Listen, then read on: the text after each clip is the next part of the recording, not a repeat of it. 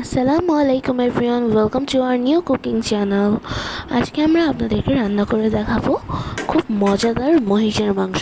জানি অনেকেই মহিষের মাংস খেতে চান না, তবে এইভাবে যদি একবার রান্না করে দেখেন 100% গ্যারান্টি যে চেটে পুটে খাবেন, এবং আপনারা যাকেই দেবেন সেও একদম প্রশংসায় পঞ্চমুখ হয়ে যাবে। চলেন এবার মূল রান্নায় চলে যাই। এর জন্য প্রথমেই সামান্য পানি এবং হলুদ দিয়ে আমরা মহিষের মাংসটাকে ভাপিয়ে নিয়েছি। এরপর কড়াইয়ে দিয়ে দিয়েছি পরিমাণ মতো তেল। তেলের ভিতরে এবার দিয়েছি পেঁয়াজ এবং রসুন।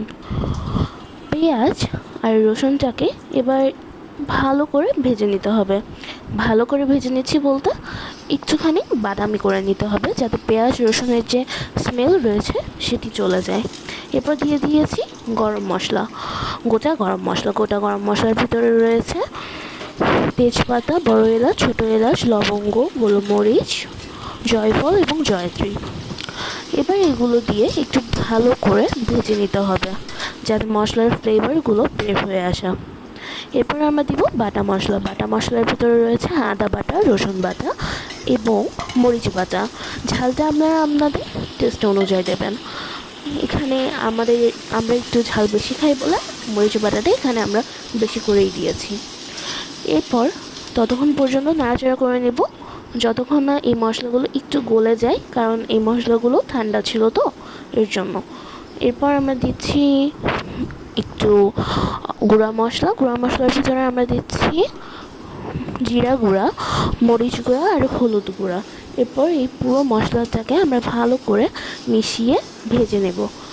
ততক্ষণ পর্যন্ত আমরা মশলাটাকে একটু কষাবো যতক্ষণ না মশলার উপরে তেল ভেসে ওঠে। এরপর মশলার উপরে সামান্য একটু তেল দেখা গেলে আমরা মশলাতেই একটুখানি পানি দিয়ে দিব, এবং পানি দিয়ে আমরা মশলাটাকে আবার একটু ভালো মতো কষিয়ে নেব।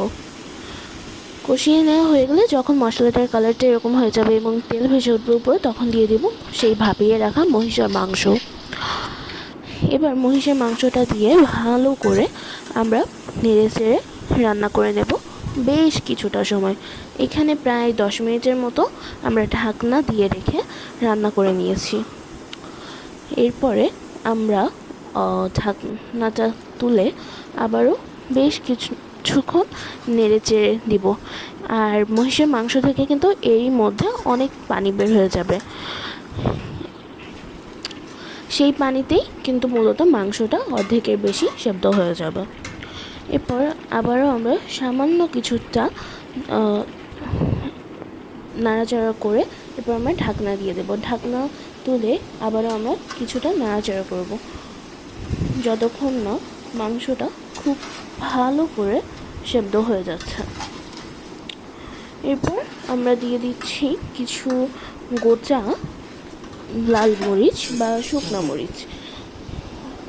মরিচগুলো দিয়ে এরপর আমরা আবার ভালো করে নাড়াচাড়া করে নেব মাংসর সাথে এবং মিশিয়ে নেব।